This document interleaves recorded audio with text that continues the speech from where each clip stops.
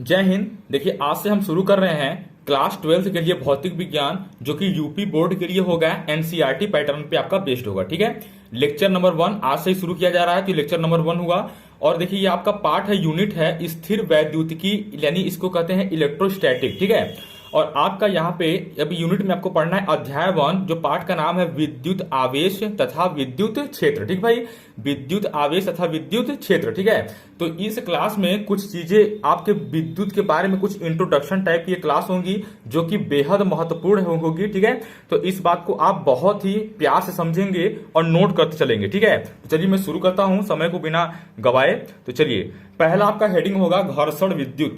ठीक है, पहला आपका हेडिंग होगा घर्षण विद्युत। तो देखिए, घर्षण विद्युत क्या होगा। देखिए, घर्षण मतलब होता है फ्रिक्शन। घर्षण मतलब किसी चीज का घिसाव, रगड़ना। ठीक है, मतलब रगड़ाव। बात समझ आया भाई। तो देखिए, आप क्या करिए कि आप किसी जो है कि क्या करिए कि मान लीजिए एक प्लास्टिक का कंघा लीजिए। ठीक है, एक क्या लीजिए आप, प्लास्टिक का कंघा ले लीजिए। प्लास्टिक का कंघा। ठीक है, अब इस प्लास्टिक के कंघे को आप अपने सर के बाल पे रगड़िए। ठीक है, सर के बाल पर जब आप रगड़ते हैं इस प्लास्टिक के कंघे को, तो होता कुछ यूं है कि इस कंघे में कुछ जो है कि आवेश उत्पन्न हो जाता है। ठीक है, इस कंघे में क्या हो जाता है उत्पन्न, कुछ आवेश, कुछ चार्ज उत्पन्न हो जाता है। अब देखिए, ये पहचान कैसे कि इसमें चार्ज उत्पन्न हुआ है। तो देखिए, आप कागज के कुछ छोटे छोटे टुकड़े लीजिए। ये देखिए, आप लोग प्रैक्टिकल ये किए होंगे, इसमें कोई बताने वाली चीज नहीं है। तो कागज के छोटे छोटे टुकड़े लीजिए, और जैसे ही आप उन छोटे टुकड़ों के पास उस कंघे को ले जाएंगे ना, तो वो जो छोटे टुकड़े हैं कागज के, वो कंघे से चिपक जाएंगे। ठीक है, वो क्या हो जाएंगे, वो कंघे से चिपक जाएंगे। तो इसका मतलब ये हुआ कि इस प्लास्टिक के कंघे को सर पे रगड़ने पर कुछ ना कुछ इसमें चार्ज आया है, तभी तो वो कागज के सूक्ष्म टुकड़े जो क्या हुए हैं, इसमें क्या हुए हैं, कंघे से चिपक गए हैं। ठीक है, ये आपके थोड़े समय के लिए ऐसा होता है, जब तक उस प्लास्टिक के कंघे में चार्ज रहेगा, आवेश यानी। ठीक है, यानी आवेश जब तक रहेगा। ठीक है, तो आप इस बात को समझे होंगे घर्षण विद्युत क्या होता है। ठीक है, ठीक भाई। देखिए, अब मैं इसका एक एग्जाम्पल आपको और देता हूं। देखिए, मान लीजिए कि आप ये कुछ ऊनी वस्त्र है। ठीक है, ये क्या है, ऊनी वस्त्र है। ठीक भाई, ये ऊनी वस्त्र है, और यहां पे आप इस ऊनी वस्त्र पे एक कांच की छड़ लिए हैं, कांच की छड़, और इसको आप इस पे रगड़ रहे हैं। ठीक है, क्या कर रहे हैं, इस ऊनी वस्त्र पे कांच की छड़ को आप क्या कर रहे हैं भाई, ऐसे रगड़ रहे हैं। ठीक है, तो होगा कुछ यूं कि कांच की छड़ पे भी कुछ ना कुछ चार्ज आ जाएगा। ठीक है, कांच की छड़ पे क्या हो जाएगा, कुछ ना कुछ चार्ज आ जाएगा। ठीक है, अब ठीक इसी प्रकार से आप एक लीजिए बिल्ली की खाल। क्या लीजिए भाई, बिल्ली की खाल है ये। ठीक है, बिल्ली की खाल है। ठीक है, अब बिल्ली की खाल में आप एक एबोनाइट की छड़ लीजिए। किस चीज का छड़ दोस्तों, एबोनाइट की छड़। ठीक है, एबोनाइट की छड़ लीजिए। ठीक है, अब इस एबोनाइट की छड़ को बिल्ली के खाल से आप रगड़िए, तो इसमें भी कुछ ना कुछ चार्ज आ जाएंगे। ठीक है, देखिए, जब तक नहीं रगड़े रहेंगे ना, तब तक ये एबोनाइट की जो छड़ है ये उदासीन रहेगा। उदासीन का मतलब कि इसमें कोई भी चार्ज नहीं रहेगा। लेकिन जैसे ही आप इसको बिल्ली की खाल में रगड़ेंगे, तो इसमें कुछ ना कुछ चार्ज आ जाएगा। उसी प्रकार कांच की छड़ को आप ऊनी वस्त्र में रगड़ेंगे, तो कुछ ना कुछ चार्ज आ जाएगा। ठीक है, तो दोस्तों देखिए, आप एक कांच की छड़ और लीजिए। ठीक है, एक कांच की छड़ आप और लीजिए, और इस कांच की छड़ को भी आप जो है कि ऊनी वस्त्र से क्या करिए, रगड़िए। ठीक भाई, ऊनी वस्त्र से क्या करिए, आप इसको फिर से आप फ्रिक्शन करिए, घर्षण करिए। फिर आप यहां पे एक एबोनाइट की छड़ लीजिए, एक और एक्स्ट्रा। ठीक है, एबोनाइट की छड़, एबोनाइट की छड़ लीजिए एक और यहां पे फिर आप इसको बिल्ली की खाल से फिर रगड़िए। यानी ये चीज आपको दो दो चीज करना है। ठीक है, बिल्ली की खाल। ठीक भाई, एक तो यहां पे कर चुके हैं, एक और लेंगे। ठीक है, एक जोड़ा और लेंगे और फिर से करेंगे। तो दोस्तों देखिए, एबोनाइट की छड़ को आपने बिल्ली की खाल से रगड़ा हुआ है, तो एबोनाइट की छड़ में चार्ज आ गया। ठीक है, एक दूसरी आपने एबोनाइट की छड़ को लिया और इसको भी बिल्ली के खाल से रगड़ा, तो इस एबोनाइट की छड़ में भी क्या हो जाएगा, कुछ ना कुछ चार्ज आ जाएगा। अब दोस्तों, इन दोनों में चार्ज आ चुका है। अब आपको करना यह है कि इन एबोनाइट की छड़ को आपस में पास लेके आइए। क्या लेके आइए, पास। तो दोस्तों देखेंगे आप, तो इन दोनों में एक ऐसा बल लगेगा जो इन दोनों को दूर भगाएगा। क्या करेगा? दूर भगाएगा। ठीक है, तो इसी बल को कहते हैं प्रतिकर्षण बल। कौन सा बल कहते हैं? प्रतिकर्षण बल। ठीक है, क्या कौन सा बल कहते हैं भाई? प्रतिकर्षण बल। अच्छा, अगर ये दोनों अपने आप को चिपकाते भाई, तब कौन सा बल होता? आकर्षण बल। कौन सा बल होता? अट्रैक्शन फोर्स, आकर्षण बल। ठीक है, अगर ये दूर भगा रहे हैं तो हुआ प्रतिकर्षण बल। उसी प्रकार इस कांच के छड़ में भी चार्ज आया है, आवेश आया है, और इस कांच के छड़ में भी आवेश आया है, तो इन दोनों को भी आपस में आप करीब लेके आएंगे तो ये दोनों भी आपस में क्या होंगे? दूर भगाएंगे, रिपल करेंगे। ठीक है, रिपल्सन होगा, यानी प्रतिकर्षण बल इसमें भी होगा। किसमें होगा? प्रतिकर्षण बल यहां भी लगेगा। ठीक है, प्रतिकर्षण बल। ठीक है, अच्छा मुझे एक बात बताएंगे, इस कांच के छड़ को ऊनी वस्त्र से रगड़े हैं तो जो चार्ज इस कांच के छड़ में आया होगा, जो आवेश इस छड़ में आया होगा, वही आवेश तो इस छड़ में भी आया होगा, क्योंकि आपने ऊनी वस्त्र लिया है और कांच की छड़ सेम टू सेम लिया है। तो जो चार्ज इसमें होगा वो चार्ज इसमें होगा, और जो चार्ज इसमें होगा वही चार्ज इसमें होगा। तो दोस्तों एक बात तो कंफर्म हो गया कि अगर आपने एक समान चार्ज लिया है, ठीक है, आपने एक समान चार्ज लिया है, यानी एक समान आवेश लिया है, तो समान आवेश एक दूसरे को प्रतिकर्षित करते हैं। क्या करते हैं? समान आवेश एक दूसरे को प्रतिकर्षित करते हैं। ठीक है, तो दोस्तों यहीं से आपका एक जो है क्या होगा, बहुत बढ़िया नियम निकल गया कि समान आवेश एक दूसरे को क्या करेंगे? प्रतिकर्षित करेंगे। और दोस्तों अगर विपरीत आवेश हो तो ये एक दूसरे को आकर्षित करके क्या करेंगे? एक दूसरे को आकर्षित करेंगे। ठीक है, तो देखिए दोस्तों ये आपका हो गया कुछ घर्षण विद्युत की कहानी। तो दोस्तों उम्मीद करता हूं कि ये बात आपको बहुत अच्छे समझ में आया होगा। इसमें कुछ थ्योरी ज्यादा लिखना नहीं है, बस आपको समझना है। ठीक है, अरे इसमें थ्योरी क्या लिखेंगे कि किसी दो चीज को रगड़ने पे यदि उनमें चार्ज उत्पन्न हो जाए, आवेश उत्पन्न हो जाए, तो इसे घर्षण विद्युत कहते हैं। बस सिंपल सी बात है। ठीक है, अब ये अगला देखते हैं आधुनिक इलेक्ट्रॉन सिद्धांत। अगला हेडिंग हमारा होगा आधुनिक इलेक्ट्रॉन सिद्धांत। ठीक है, आधुनिक इलेक्ट्रॉन सिद्धांत। ठीक है, अब इसको समझते हैं। देखिए दोस्तों, हमें पता है कि जो भी कण बनता है वो अणु से बनता है। किससे बनता है? अणु से बनता है। ठीक है, और कोई यदि अणु बना है तो वो परमाणु से बनेगा। किससे बनेगा? परमाणु से। ठीक भाई, किससे बनेगा? परमाणु से। तो चलिए हम मान लेते हैं कि हमने एक हीलियम का परमाणु लिया। हीलियम को क्या लिया? परमाणु लिया, और हीलियम का आपका जो होता है वो प्रतीक होता है He। क्या होता है? He। और इसका परमाणु क्रमांक जो होता है, परमाणु क्रमांक को Z से प्रदर्शित करते हैं, और इसका परमाणु क्रमांक होता है 2। कितना होता है? 2। हाइड्रोजन का 1, हीलियम का 2। ठीक है, तो दोस्तों यहां पे परमाणु क्रमांक 2 का मतलब ये हुआ कि इसमें नंबर्स ऑफ इलेक्ट्रॉन भी कितने होंगे? 2 होंगे, और नंबर्स ऑफ प्रोटॉन भी कितने होंगे? 2 होंगे। ठीक है, देखिए इलेक्ट्रॉन ऋणावेशित होता है, प्रोटॉन धन आवेशित होता है। ठीक है, दोनों की संख्या कितनी होगी? 2 होगी। ठीक है, अब देखिए अगर मैं बात करूं यहां पे कुछ ऐसे, ठीक है, ये मान लीजिए हीलियम का नाभिक है। क्या है? ये हीलियम का क्या है भैया? नाभिक है। तो नाभिक है तो इसमें एक तो न्यूट्रॉन होगा। क्या होगा? न्यूट्रॉन होगा, और इसी में क्या होगा भैया? प्रोटॉन होगा। क्या होगा? प्रोटॉन होगा। ठीक है, देखिए न्यूट्रॉन जो होता है वो उदासीन होता है, और प्रोटॉन जो होता है वो धनावेशित होता है। ठीक है, अब देखिए दोस्तों, चूंकि हीलियम का आपने नाभिक लिया हुआ है तो हीलियम में कितने इलेक्ट्रॉन हैं? 2 इलेक्ट्रॉन हैं। तो इन 2 इलेक्ट्रॉन अपनी कक्षाओं में क्या होंगे? घूमेंगे। तो आप 2 इलेक्ट्रॉन भर दिए। ठीक है दोस्तों, तो ये कुछ होता है। ठीक है, तो इसका मतलब ये हुआ, इसका अर्थ ये है, इसका अर्थ यह है कि, इसका अर्थ यह है कि परमाणु में 3 कण हैं। कितने कण हैं? परमाणु में 3 कण हैं। ठीक है, कितने कण हैं भाई? 3 कण हैं। कैसे कैसे? न्यूट्रॉन, प्रोटॉन और इलेक्ट्रॉन। कितने कण हैं? 3 कण हैं। ठीक है, चलिए अब मैं इसको चेंज करता हूं, इस पेज को। आप इसको चाहे तो नोट कर लीजिए, और चाहे क्या बिल्कुल नोट करिए। ठीक है, चलिए मैं इसको पलट रहा हूं। आपको देखिए वीडियो को रोक के नोट करना है या फिर स्क्रीनशॉट ले लेना है देखते हुए वीडियो को। चलिए आगे चलते हैं। देखिए आपका जो इलेक्ट्रॉन होता है, देखिए आपका जो इलेक्ट्रॉन होता है ये ऐसे प्रदर्शित होता है। ठीक है, और इनका जो मान होता है ना, इनका मान होता है -1.6 गुणे 10 के पावर -19 कूलाम। क्या होता है? एक इलेक्ट्रॉन का जो आवेश होता है वो होता है -1.6 गुणे 10 के पावर -19 कूलाम, ठीक है। और उसी प्रकार प्रोटॉन की बात करें तो प्रोटॉन, ठीक है, इसका क्या होगा, इसका होता है 1.6 गुणे 10 के घातीय -19 कूलाम, ठीक भाई। मतलब कि ये ऋणावेशित है तो ऋण लग जाता है और ये धनावेशित है तो धन छुपा रहता है, ठीक भैया। प्रोटॉन का हो गया। अब उसके बाद आपको बताना है न्यूट्रॉन।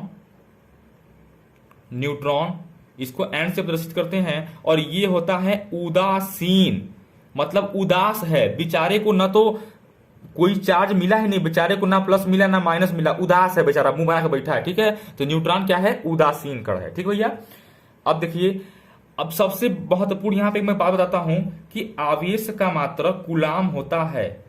आवेश, आवेश यानी चार्ज, ठीक है, इसका मात्रक क्या होता है, कूलाम होता है, ठीक है। क्या होता है, कूलाम होता है, ठीक है। अब देखिए दोस्तों, अब आपको क्या करना है, अब देखिए ध्यान से समझिए कि देखिए आपका जो है कि इलेक्ट्रॉन का स्थानांतरण मैं समझाता हूं आपको। इलेक्ट्रॉन का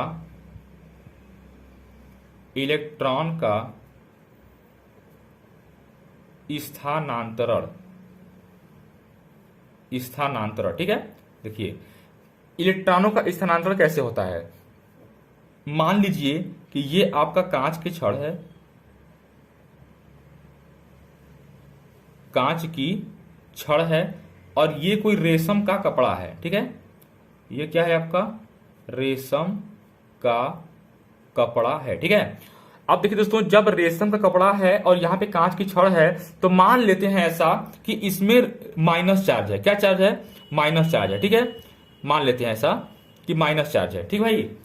अब देखिए, अगर ये माइनस चार्ज अगर इसमें अगर स्थानांतरित होगा, क्या होगा, ये माइनस चार्ज अगर इसमें स्थानांतरित होगा तो मुझे बताएंगे। चलिए मान लीजिए ये स्टार्टिंग में ये जो कांच के क्षण ये उदासीन है, तो जितने नंबर्स आप माइनस चार्ज होंगे उतने नंबर्स आप प्लस चार्ज होंगे, ठीक है। मतलब जितने माइनस होंगे उतने ही क्या होंगे, प्लस होंगे। तो अगर मुझे बताइए, अगर रेशम के कपड़ा से अगर टच कराने पे अगर ये माइनस चार्ज, ठीक है, ये जो माइनस चार्ज है ये रेशम के कपड़ा में आएगा, तो कांच की छड़ में माइनस चार्ज की संख्या कम होगी कि नहीं होगी, बिल्कुल होगी।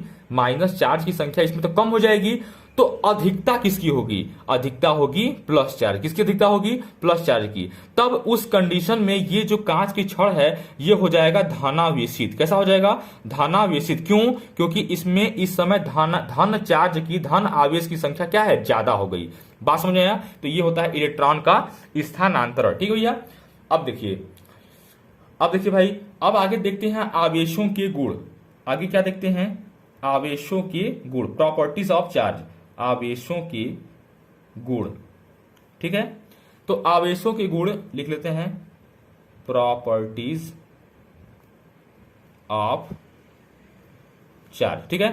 देखिए आवेशों के गुण में क्या पढ़ना है हमको। देखिए आपका जो पहला है, नंबर 1 है प्रतिकर्षण बल, प्रतिकर्षण बल तथा आकर्षण बल, प्रतिकर्षण बल तथा आकर्षण बल, ठीक है दोस्तों। देखिए आपको ये तो अच्छे तरीके से पता है कि ये जो प्रतिकर्षण बल होता है, ये जो प्रतिकर्षण बल होता है ये होता है समान आवेश में। किसमें होता है, समान आवेश में। यदि दो कोई समान आवेश हैं तो इनमें कौन सा बल लगेगा, प्रतिकर्षण बल लगेगा। अब यदि मैं बात करूं आकर्षण बल की, आकर्षण बल, तो इसमें कौन सा बल लगेगा, इसमें कौन सा बल लगेगा, ये किसमें होगा, विपरीत आवेश में होगा। किसमें होगा, विपरीत आवेश, ठीक है। किसमें होगा, विपरीत आवेश, ठीक है। देखिए दोस्तों, जो आवेश होते हैं ना, जो आवेश होते हैं वो दो होते हैं, एक होता है धनावेश, ठीक है, और एक होता है ऋणावेश। कौन होता है, ऋणावेश, ठीक है। एक होता है धनावेश और एक होता है ऋणावेश, ठीक है। तो समान आवेश का मतलब क्या हुआ, मतलब या तो दोनों प्लस हो या तो दोनों क्या हो, माइनस हो। ठीक है, तो यदि दोनों प्लस होंगे तो इनमें प्रतिकर्षण बल लगेगा, और दोनों माइनस होंगे तो इनमें क्या लगेगा, प्रतिकर्षण बल लगेगा। क्यों? क्योंकि समान आवेश हैं। बात समझ आया? विपरीत आवेश का मतलब क्या होगा, एक प्लस हो तो एक क्या हो, माइनस हो, तो ये एक दूसरे को क्या करेंगे, आकर्षित करेंगे। ठीक है, और यहां पे भी एक, या तो एक माइनस हो और एक क्या हो, प्लस हो, तो ये भी एक दूसरे को क्या करेंगे, आकर्षित करेंगे। ठीक भैया, आवेश कितने होते हैं, धनावेश, ऋणावेश, दो आवेश होते हैं। ठीक है, इतना बात उम्मीद करता हूं कि आपको बहुत गजब समझ में आया होगा। चलिए आगे चलते हैं। नंबर 2, ये हम क्या पढ़ रहे हैं, आवेशों के गुण के अंतर्गत पढ़ रहे हैं। ठीक है, आवेशों के गुण, आवेशों के चीनी नहीं, आवेशों के गुण। ठीक है, चलिए नंबर 2 देखिए, विद्युत प्रेरण। नंबर 2 है भैया विद्युत प्रेरण।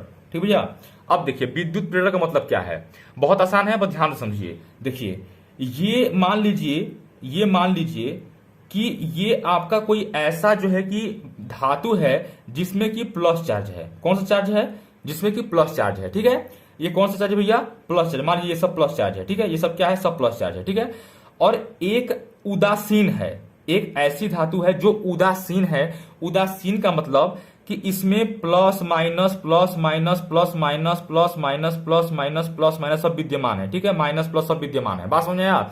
देखिए, तो विद्युत प्रेरण का मतलब क्या हुआ, जैसे ही आप इस धन आवेशित वाले किसी भी धातु के सामने अगर आप ये उदासीन कोई अगर धातु लिया के रखेंगे ना, तो होगा कुछ यूं। देखिए, एक तो ये पहले से ही धन आवेशित है, ये क्या है, ये पहले से ही धन आवेशित है, तो ये धन वाला क्या करेगा, माइनस वाले को बुलाएगा। क्या करेगा, माइनस वाले को बुलाएगा। ठीक है, यही होता है विद्युत प्रेरण। अच्छा, प्रेरण का मतलब क्या होता है, आपने ये बात सुनी होगी, किसी से प्रेरणा लेना। ठीक है, क्या करना, किसी से प्रेरणा लेना। तो प्रेरणा हम किससे लेते हैं, किसी को देख कर तो प्रेरणा हमें मिलती है। ठीक है, पेड़ा नहीं, प्रेरणा। ठीक है, किसी को देख कर ही मिलती, कुछ सीखने को मिलता है। ठीक, तो देखिए दोस्तों, तो इसको प्रेरणा किससे मिली, इस वाले से, इस वाले आवेशित धातु से मिली। कैसे, ये प्लस वाला माइनस वाले को बुलाएगा, तो जितने माइनस हैं सब यहां आ जाएंगे और बाकी जितने प्लस हैं सब इस किनारे भाग जाएंगे। बात समझ में आया? ये सब माइनस आ जाएंगे और प्लस कहां हो जाएंगे, एक किनारे हो जाएंगे। ठीक है, तो यही कहलाता है विद्युत प्रेरण। क्या कहलाता है, विद्युत प्रेरण। ये घटना क्या कहलाता है भैया, विद्युत प्रेरण। ठीक है, चलिए आगे देखते हैं। नंबर 3, आवेशों के गुण में ही पढ़ रहे हैं। ठीक है, अच्छा, गुड़ को भेली भी कहते हैं, तो आवेशों की भेली कहते हैं, आवेशों की भेली। ठीक है, चलिए नंबर 3 देखते हैं। नंबर 3 क्या है, योग का गुण, योग का गुण। ठीक है, तो योग का गुण में क्या है, मान लीजिए एक आवेश Q है और एक आवेश मान लीजिए 3Q है, तो ये आवेश दोनों क्या हो जाएंगे, जुड़ जाएंगे, और कितने आवेश हो जाएंगे, 4Q। क्या हो जाएंगे, 4Q। तो ये होता है योग का गुण। ठीक है, यानी जोड़ देना। नंबर 4 देखिए, आवेश संरक्षण का नियम, आवेश संरक्षण का नियम। ठीक है, नंबर 4 क्या है, आवेश संरक्षण का नियम। तो देखिए, आवेश संरक्षण के नियम में क्या है कि देखिए, आपका जिसे मान लीजिए कि विराम में किसी चीज का द्रव्यमान m0 है। कितना है, विराम में द्रव्यमान कितना है, m0 है। अच्छा, m0 का मतलब क्या है, अरे भाई द्रव्यमान को m से प्रदर्शित करते हैं और विराम का मतलब नॉट लगा दिए हैं, मतलब ये अभी विराम में कोई गति नहीं हो रहा है, तो इसका मतलब क्या है, नॉट लगा दिए हैं। बात समझ आया? तो m0 मान लीजिए, और यदि m द्रव्यमान का पिंड, ठीक है, यदि m द्रव्यमान का पिंड v वेग से गतिमान हो, v वेग से क्या हो, गतिमान हो, तो इसका क्या हो जाएगा, ऐसे लिखेंगे m भी, जब विराम में था तो m0, देखिए जीरो को नॉट भी पढ़ते हैं यहाँ पे, m0, और जब गतिमान हो जाएगा तो m भी। बात समझ आया? तो इसके लिए आता है m भी इक्वल टू, फार्मूला आता है आपका 1 minus v square upon c square. ठीक है, ये क्या आता है, एम भी इक्वल टू रूट में 1 minus v square upon c square. देखिए, ये सब बहुत महत्वपूर्ण है एग्जाम की दृष्टि से, बस आपको केवल एक इंट्रोडक्शन मिल रहा है इन सब चीजों से। ठीक है, देखिए आवेश संरक्षण का नियम क्या कहता है कि आवेश खर्च नहीं होता है। क्या होता है? आवेश खर्च नहीं होता है। ठीक है, अगर एक जगह से आवेश अगर उठ के जा रहा है ना, तो फिर से आवेश क्या हो जाएगा? आ जाएगा। फिर से आवेश क्या हो जाएगा? आ जाएगा। देखिए मैं आपको समझाता हूं। मान लीजिए ये बैटरी है, ये सब देखिए आप लोग क्लास 10 में बहुत अच्छे से पढ़े हैं। ये मान लीजिए बैटरी है, बैटरी का ये प्लस टर्मिनल, ये कौन टर्मिनल है? माइनस। ठीक है, ये धन सिरा है और ये ऋण सिरा है। तो हमें पता है ये मान लीजिए एक आर रेजिस्टेंस लगा है, प्रतिरोध। ठीक है, यदि ये आई करंट प्रवाहित हो रही है तो इसका मतलब क्या हुआ? इसके विपरीत माइनस वाले से इलेक्ट्रॉन चलता है। क्या होता है? ऐसे इलेक्ट्रॉन चलता है विपरीत से, और इधर से क्या आता है? प्लस आता है। ठीक है, तो देखिए माइनस जा रहा है तो प्लस आ भी रहा है। ठीक है, तो इसका मतलब ये हुआ कि जो आवेश है ये खर्च नहीं होता है, बल्कि आवेश का स्थानांतरण होता है। ठीक है, तो इसे कहते हैं आवेश संरक्षण का नियम। ठीक भाई, अब देखिए नंबर 6 क्या है? नंबर 6 है क्वांटम की प्रकृति। नंबर 6 क्या है भाई? क्वांटम की प्रकृति। नंबर 6 क्या है? क्वांटम की प्रकृति। ठीक है, तो क्वांटम की प्रकृति का मतलब क्या हुआ? देखिए आपका जो इलेक्ट्रॉन का जो आवेश होता है वो होता है -1.6 गुणे 10 के घाते -19 कूलाम। ठीक है, अब देखिए क्वांटम की प्रकृति का मतलब क्या हुआ? अगर ये एक इलेक्ट्रॉन का आवेश है, कितना का है? एक इलेक्ट्रॉन का आवेश है। अगर मैं पूछूंगा 2 इलेक्ट्रॉन का आवेश कितना होगा, तो 2 से गुणा कर देंगे। क्या कर देंगे? 2 से गुणा कर देंगे। ठीक है, तो ये आ जाएगा -16×32 3.2 इंटू 10⁻⁻19 कूलाम। ठीक है, उसी प्रकार अगर 3 इलेक्ट्रॉन का पूछेगा तो 3 से गुणा कर देंगे तो हो जाएगा 16×48 यानी 4.8 गुणे 10 के पावर -19 कूलाम। ठीक है, अगर 4 इलेक्ट्रॉन से होगा तो आपका आ जाएगा 6.4 गुणे 10 के पावर -19 कूलाम। इसका मतलब ये हुआ कि ये जितने भी इलेक्ट्रॉन के जो संख्या जो इलेक्ट्रॉन के जो आवेश के मान आएंगे ना, वो इस वाले के गुणक के रूप में होंगे। मतलब सबसे ओरिजिनल वाला तो ये है, सबसे ओरिजिनल वाला ये है, बाकी जो आएंगे इसी के गुणक के रूप में आएंगे। ठीक है, तो आपने क्वांटम की प्रकृति को भी भली भांति समझ लिया है। चलिए अब आगे चलते हैं। आगे मतलब पढ़ाई में आगे, ऐसे नहीं कि भाग जाएंगे। चलिए अब देखिए भाई, आगे हम चलते हैं कहां? कूलाम के नियम पे। हमारा अगला बहुत प्यारा सा हेडिंग होगा कूलाम का नियम, और ये भैया आपका है मोस्ट इंपॉर्टेंट, बहुत बहुत इंपॉर्टेंट है कूलाम का नियम। ठीक है, कूलॉम्स लॉ। ठीक भाई, कूलाम का नियम। देखिए कूलाम का नियम क्या कहता है? कूलाम का नियम क्या कहता है कि किसी 2 आवेशों के मध्य लगने वाला आकर्षण या प्रतिकर्षण बल। ठीक है, बल उन्हीं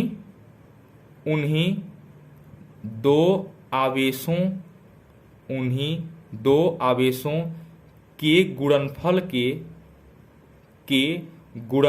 के अनुक्रमानुपाती होता है। अनुक्रमानुपाती होता है। ठीक है, अनुक्रमानुपाती होता है तथा उनके बीच की दूरी के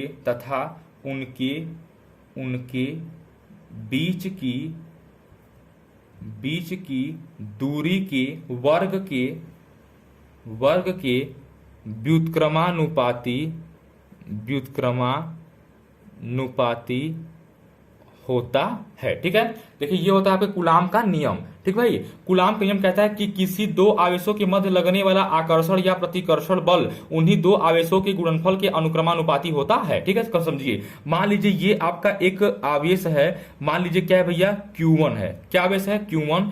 और एक आवेश ये है, जो आवेश क्या है? Q2 है। ठीक है, क्या है? Q1 है और ये क्या है? Q2 है। तो देखिए अब यहाँ पे इनके बीच की दूरी मान लेते हैं, ये हमारे सेंटर से होगा। ठीक है, तो इनके बीच की दूरी मान लेते कितना है? स्मॉल r है। कितना है भाई? स्मॉल r है। ठीक है, तो कहता है कि इन दोनों आवेशों के मध्य लगने वाला जो आकर्षण बल होगा, ठीक है, आकर्षण बल या प्रतिकर्षण बल। तो अच्छा, आकर्षण या प्रतिकर्षण क्यों कहा गया है? इसलिए कहा गया है कि ये दोनों आवेश जो हैं समान आवेश भी हो सकते हैं, विपरीत आवेश भी हो सकते हैं, इसीलिए आकर्षण या प्रतिकर्षण बल का नाम लिया गया है। ठीक है, तो चलिए, तो ये कह रहा है कि ये जो आकर्षण बल या प्रतिकर्षण बल है, तो बल को हम किससे डिनोट करते हैं? कैपिटल एफ से। किससे डिनोट करते हैं भैया? कैपिटल एफ से। तो जो आकर्षण या प्रतिकर्षण बल है ना, तो ये अनुक्रमानुपाती होगा किसके किसके? इन्हीं दो आवेशों के गुणनफल के। तो यानी इन्हीं दो आवेशों का हमें क्या कर देना है? गुणा कर देना है, यानी Q1 इंटू Q2। मुझे बताइए इस बात में कोई तकलीफ है? मुझे बताइए भाई, इस बात में तकलीफ है तो मैं आपको पैरासीटामॉल दूं? अगर नहीं है तो चलिए आगे चलिए। देखिए एफ प्रोपोर्शनल टू क्या आ गया? Q1 into Q2। ठीक है, अब देखिए यहां तक तो बात हो गया क्लियर। अब इसी में कह रहा है तथा उनके बीच की दूरी के वर्ग के व्युत्क्रमानुपाती होता है। लो भैया, ये भी बहुत आसान चीज कह रहा है कि यही जो आकर्षण बल या प्रतिकर्षण बल है ना, ये व्युत्क्रमानुपाती होगा, यानी 1/। व्युत्क्रमानुपाती का मतलब क्या होगा? उल्टा 1/। ठीक है, तो कह रहा है बीच की दूरी के वर्ग के। क्या कह रहा है? बीच की दूरी के वर्ग के। बीच की दूरी क्या है? r ही तो है, तो r का वर्ग कर देंगे। इसमें कौन सा बहुत बड़ी समस्या वाली बात है भाई? हैं?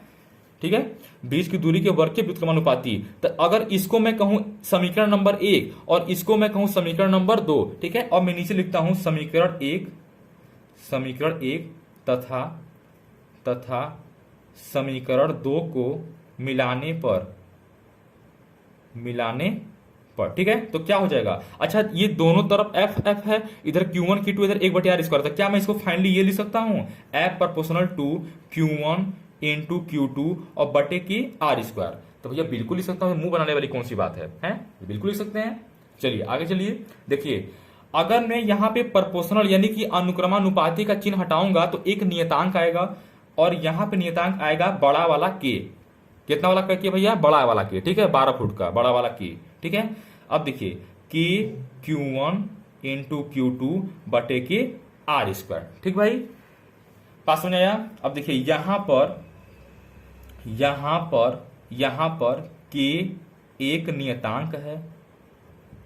के क्या है? एक नियतांक है और के का मान होगा 1/4 पाई एप्सिलॉन नॉट। क्या होगा? 1/4 पाई, चाहे तो एप्सिलॉन 0 कहिए चाहे तो एप्सिलॉन नॉट कहिए। ठीक है, हमारा मन, हम वैक्सीन लगवाएं, हम एप्सिलॉन नॉट कहेंगे। K equal to 1/4 pi epsilon naught. ठीक भाई, अब देखिए अगर के का मान ये होगा, अगर के का मान यह होगा, चलिए मैं इसको समीकरण नंबर 3 मान लेता हूं। ठीक है, अगर के का मान ये है तो इसको इसमें रख देते हैं। ठीक है, अब यहां पे लिखिए के का मान समीकरण 3 में रखने पर। ठीक है, तो चलिए रख देते हैं। तो आ जाएगा F equal to 1/4 pi epsilon naught into Q1 Q2 बटे के r²। और ये एकदम इतना बढ़िया जो है कि आपका फार्मूला है, बिल्कुल नीरज चोपड़ा की तरह। ठीक है, एकदम महत्वपूर्ण फार्मूला है ये। इस पे आपके खूब दनादन न्यूमेरिकल लगेंगे। बात समझ आया भाई? तो ये आप एकदम इतना एक्स्ट्रा बना लीजिए कि आसमान में भी इतने तारे ना हो। ठीक है, चलिए ये आपका बहुत महत्वपूर्ण फार्मूला आ गया। अब देखिए दोस्तों, इसी में कुछ इंपॉर्टेंट बात कुछ और करते हैं। इंपॉर्टेंट बात ये करते हैं कि यदि ये बल है तो इसका मात्रक क्या आएगा? न्यूटन आएगा। क्या आएगा? न्यूटन आएगा। ठीक है, क्या आएगा? न्यूटन आएगा। अब देखिए यहां पे कुछ लिख लेते हैं, जहां एफ का मात्रक क्या होगा? एफ क्या है? बल है, और इसका मात्रक क्या होगा? न्यूटन होगा। ठीक है, क्या होगा? न्यूटन होगा। जो क्यू है, ये सब जो क्यू है, ये क्या है? आवेश है। ये क्या है? ये आवेश है, और इसका मात्रक क्या होगा? कूलाम होगा। ठीक है, फिर से सुन लीजिए, आवेश का मात्रक क्या होगा? कूलाम होगा। ठीक है, अब उसके बाद फिर से सुनिए, आर क्या है? दूरी है। आर क्या है भैया? दूरी है, और इसका मात्रक क्या होगा? इसका मात्रक क्या होगा? मीटर। क्या होगा? मीटर। ठीक है, इप्सिलॉन नॉट का मात्रक क्या होगा? तो इप्सिलॉन नॉट का मात्रक होगा कूलाम स्क्वायर बटे के न्यूटन इंटू मीटर स्क्वायर। क्या होगा? कूलाम स्क्वायर बटे के न्यूटन इंटू मीटर स्क्वायर। अच्छा मान लीजिए बाय द वे आपसे ये मात्रक भूल गया, देखिए ये मात्रक इंपॉर्टेंट है, मान लीजिए ये मात्रक आपसे भूल गया तो ये मात्रक आप कैसे निकालेंगे? तो कुछ नहीं करना है, सिंपली आपको तुरंत फार्मूला लिखना है, एफ बराबर 1/4 pi epsilon naught into Q1 Q2 बटे के आर स्क्वायर। ठीक है, हमें एप्सिलॉन नॉट का मात्रक चाहिए, 4 पाई का तो कोई मात्रक होगा ही नहीं। ठीक है, तो अगर मान लीजिए ये एफ है और इधर आर स्क्वायर को भेज देंगे, क्या करेंगे, आर स्क्वायर को भेज देंगे, या तो क्या करिए आप इप्सिलॉन नॉट को इधर दीजिए, त्रिज्या गुणा करना है भैया, इप्सिलॉन नॉट को इधर भेज दीजिए। ठीक है, चलिए इधर आ गया इप्सिलॉन नॉट।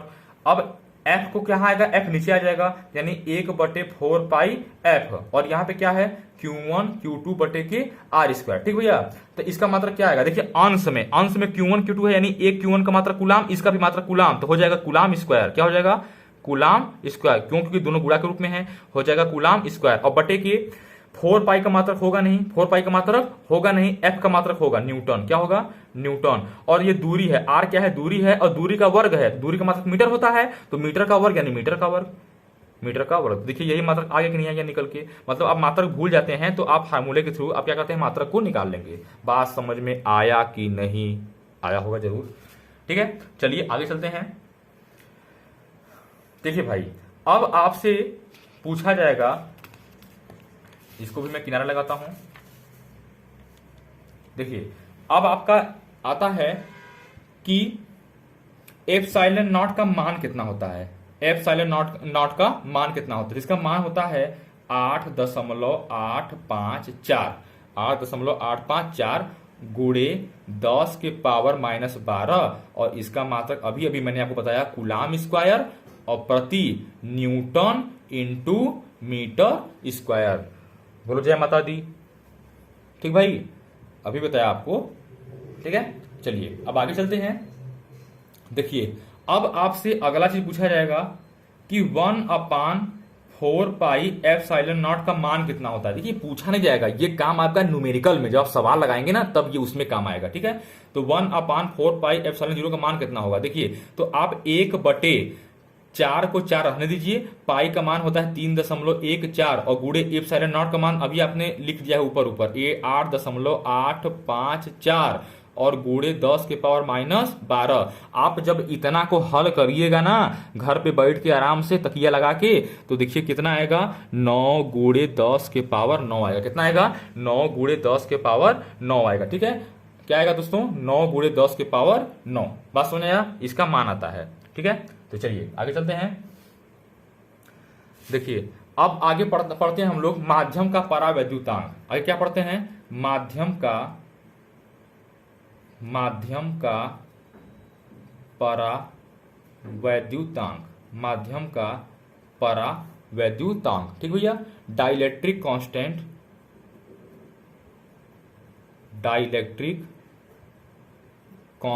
ठीक है, ऑफ मीडियम।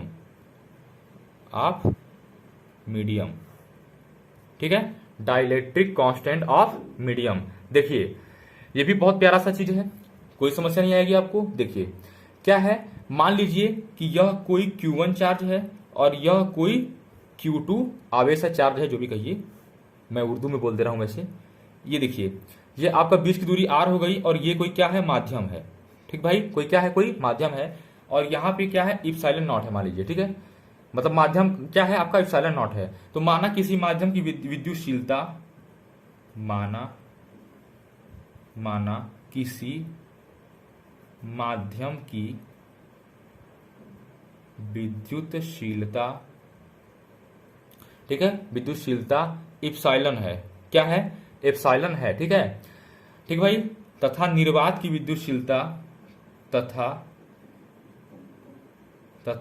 निर्वात की विद्युतशीलता इप्सिलॉन नॉट है। ठीक भाई, तो K = क्या होता है, माध्यम की विद्युतशीलता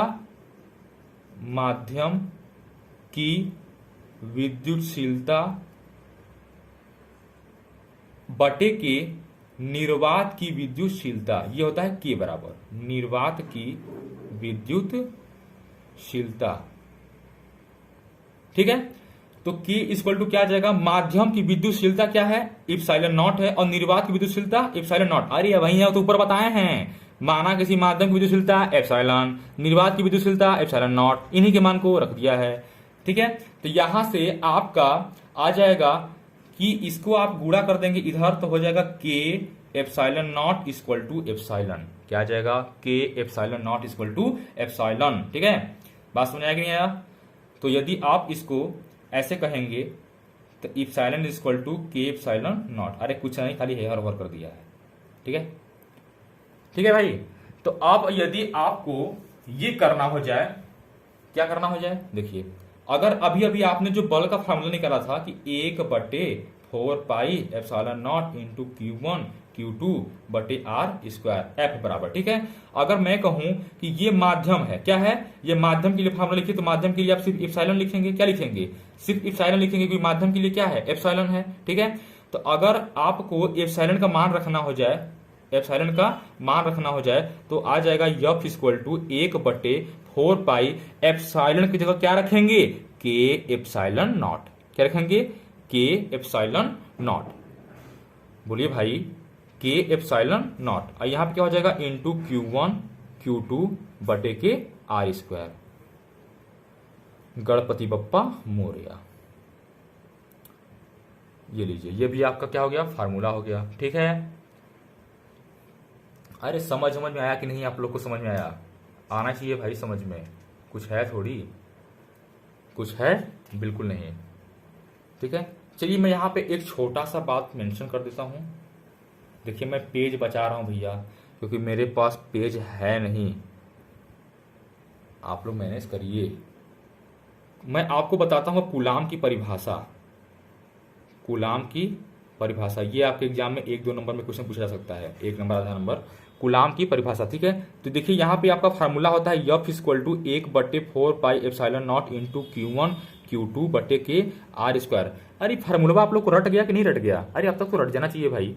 ठीक है, देखिए यहाँ पे अगर मैं कहूं यदि Q1 बराबर Q2, मैं कहूं ये दोनों चार्ज, ये दोनों आवेश आपस में क्या हो, बराबर हो, और इनका मान क्या हो, 1 कूलाम हो। क्या हो, देखिए कूलाम को C से प्रदर्शित करते हैं, मुंह बना के ना बैठेगा, C कहां से लिख दिए। ठीक है, अगर इनका मान क्या हो, 1 कूलाम हो। ठीक है, और दोनों आवेशों के बीच की जो दूरी यानी R का मान 1 मीटर हो। क्या हो, R बराबर 1 मीटर हो। क्या हो भैया, R बराबर 1 मीटर हो। तो इस कंडीशन में F का मान क्या आ जाएगा, F का मान आ जाएगा 1/4 पाई एप्सिलॉन नॉट, और Q1 Q2 का मान रख दीजिए 1 गुणे 1 बटे के R का मान रख दीजिए, यानी 1 का स्क्वायर। तो F बराबर आ जाएगा 1/4 पाई एप्सिलॉन नॉट का मान क्या होता है, 9 गुणे 10 के घाते 9, 9 गुणे 10 के घाते 9, 9 गुणे 10 के घाते 9। देखिए यहाँ पे मैंने लिखा हुआ है 9 गुणे 10 के घाते 9 गुणे, ये एक कम 1 होगा, नीचे भी 1 होगा, यानी फाइनली क्या आ जाएगा, यही आ जाएगा, इतना क्या आ जाएगा, न्यूटन। क्या आ जाएगा भैया, F बराबर 9 गुणे 10 सिखाते 9 न्यूटन। ठीक है, तो इसका परिभाषा क्या लिखेंगे,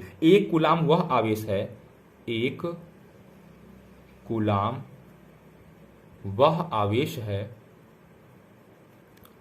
वह आवेश है जो अपने से 1 मीटर की दूरी पर 1 मीटर की दूरी पर स्थित समान परिमाण वाले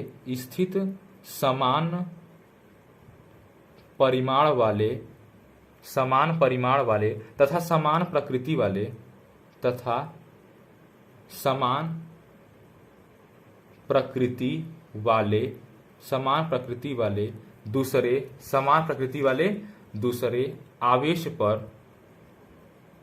दूसरे आवेश पर 9 गुणे 10 के घाते 9 न्यूटन का बल आरोपित करता है। ठीक है, मतलब यदि आवेश का मान 1 कूलाम हो, बीच की दूरी 1 मीटर हो, तो उस समय क्या होगा, उन दोनों के बीच जो बल लगेगा वो कितना लगेगा, 9 गुणे 10 के घाते 9 न्यूटन का बल लगेगा। बात समझ में आया कि नहीं आया, बिल्कुल आया। तो चलिए इसको भी किनारे लगाते हैं। किनारे कैसे लगाते हैं, पहले इसको नोट कर लीजिए, वीडियो को रोक करके क्या कर लीजिए, स्क्रीनशॉट ले लीजिए। ठीक है, इसको भी, और ये अभी जो मैंने आपको पहले बताया इसको भी। ठीक है, अब मैं पन्ने का करता हूं, साइड लगाता हूं। ठीक भाई, चलिए आगे देखते हैं कूलाम के नियम का सदिश स्वरूप। कूलाम के नियम का सदिश स्वरूप।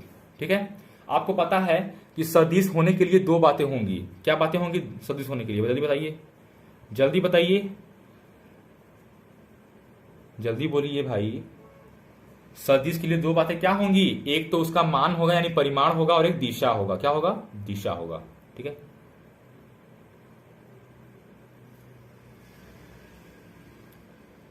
कूलाम के नियम का सदिश स्वरूप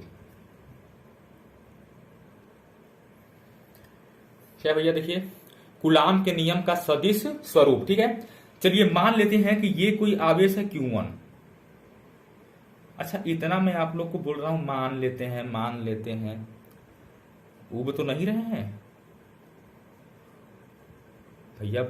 बोरिंग फील मत करिए, इंटर की बात है, कायदे से ध्यान लगा के। भले लॉन्ग वीडियो हो रहा है तो उससे क्या। ये देखिए, बीच की दूरी कितनी भैया? R है। कितनी दूरी है? R है।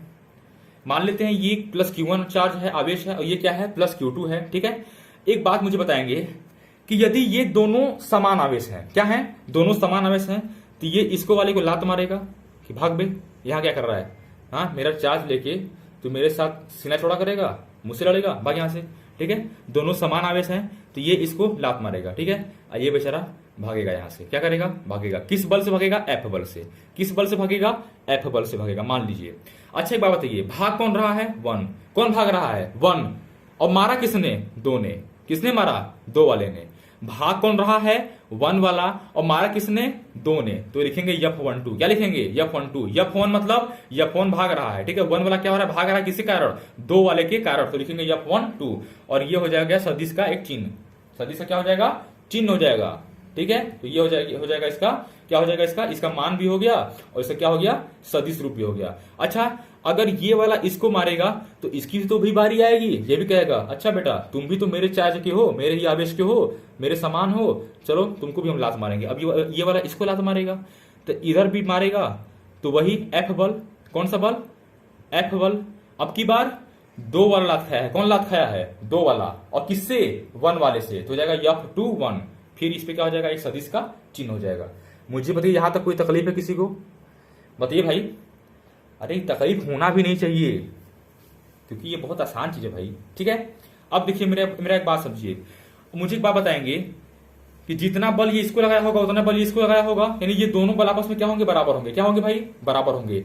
इन दोनों बल का जो परिमाण होगा, यानी जो आंकिक मान होगा, क्या होगा? बराबर होगा। तो आप कहेंगे F12 का जो परिमाण होगा। अच्छा, परिमाण के लिए क्या करते हैं? मॉड ऑफ लगाते हैं। क्या लगाते हैं? Mod of. ठीक है, उसी प्रकार ये वाला भी इसके बराबर होगा, F21 के बराबर होगा। होगा कि नहीं होगा? अरे होगा कि नहीं होगा? होगा। देखिए, सदिश के लिए क्या क्या चाहिए? सदिश के लिए 2 चीज चाहिए, एक तो दिशा, ठीक है, और एक होगा परिमाण। क्या होगा? एक दिशा और एक परिमाण। ठीक भाई, अब देखिए विस्थापन सदिश क्या होता है? विस्थापन सदिश क्या होता है? ये मान लीजिए आपका R है। क्या है? वेक्टर R है, और यहां पर अगर इसका आप आंकिक मान लिख लिए हैं, यानी मार्डअप लगा देंगे तो इसका मतलब आंकिक मान हो गया। ठीक है, तो इसका दिशा लिखने के लिए आपको लगाना पड़ेगा R कैप। क्या लगाना पड़ेगा? R cap. ठीक है, आपने इसका आंकिक मान लिखा है, और दिशा भी अगर लिखना होगा तो आपको लिखना पड़ेगा R कैप। अब ये इतना चीज क्या हो गया? ये इतना चीज क्या हो गया? ये हो गया सदिश रूप। क्या हो गया? सदिश रूप। अगर आप ये नहीं लिखेंगे ना, ये कैप वाला नहीं लिखेंगे ना, तो ये सदिश रूप नहीं कहलाएगा, क्योंकि ये सिर्फ वैल्यू है, सिर्फ मान है। जब ये लग जाएगा तो ये दिशा हो गया। ठीक है, क्या हो गया? दिशा। तो अब ये हो गया सदिश रूप। बात समझे यार? ठीक है, तो जहां ये जो R कैप है ना, ये क्या है? एकांक सदिश है। क्या है? एकांक सदिश है। क्या है भाई? एकांक सदिश है। ठीक है, तो अगर मैं आपको कहूं कि भैया ये जो अभी अभी आपने F12 का परिमाण और F21 का परिमाण जो अभी आपने बताया, तो ये तो पक्का बात है कि इसका फार्मूला यही आएगा, 1/4πε0 इंटू Q1। Q2 बटे के आर स्क्वायर। ठीक है, ये बल तो यही लगेगा दोनों के बीच। दोनों के बीच कौन सा बल लगेगा? यही बल तो लगेगा यार, दोनों आवेश Q1 Q2 है भाई, और बीच की दूरी आर है तो आर का वर्ग हो जाएगा। ठीक है, अब देखिए अगर मैं इसको बारी बारी से लिखूं, मैं क्या करूं, इसको बारी बारी से लिखूं कैसे, देखिए अगर मैं कहूं F12, मैं क्या कहूं F12, मुझे सदिश रूप में लिखना है। किस रूप में लिखना है? सदिश रूप में। तो मैं कहूंगा 1/4πε0 और इंटू Q1 Q2 बटे के आर स्क्वायर, इतना बात तो कहूंगा। लेकिन ये तो अभी हमने आंकिक लिखा है, दिशा वाला लिखा ही नहीं, दिशा तो लगाया ही नहीं। तो दिशा में क्या आएगा? दिशा में क्या आएगा भैया बताइए, जल्दी बताइए क्या आएगा? R21 आएगा। क्या आएगा? R21 का कैप। क्या आएगा? R21 का कैप। R21 क्यों आएगा भाई? R21 क्यों आएगा? क्योंकि ये जो विस्थापित हो रहा है ना, ये 2 से 1 की तरफ जा रहा है। इस पे बल किधर लग रहा है? ऐसे लग रहा है, 2 से 1 की ओर। ठीक है, 2 से 1 विस्थापित किधर हो रहा है? ऐसे विस्थापित हो रहा है, ए ऐसे। ठीक है, तो क्या हो जाएगा? 2 1। ठीक है, अगर इसी प्रकार मैं कहूं, ये हो गया इसका सदिश रूप। अगर इसी प्रकार मैं कहूं F21, मैं क्या कहूं F21, तो इसका भी यही होगा 1/4πε0 और इंटू Q1 Q2 बटे के आर स्क्वायर। बस यहाँ पे परिवर्तन क्या होगा?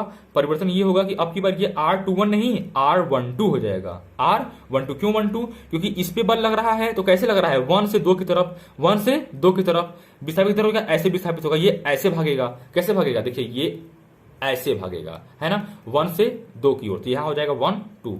ठीक है, ये क्या है? विस्थापन सदिश है। तो मुझे बताइए कूलाम के नियम का आपने सदिश रूप लिखना सीख गया कि नहीं? आप सीख गए? मुझे बताइए भाई।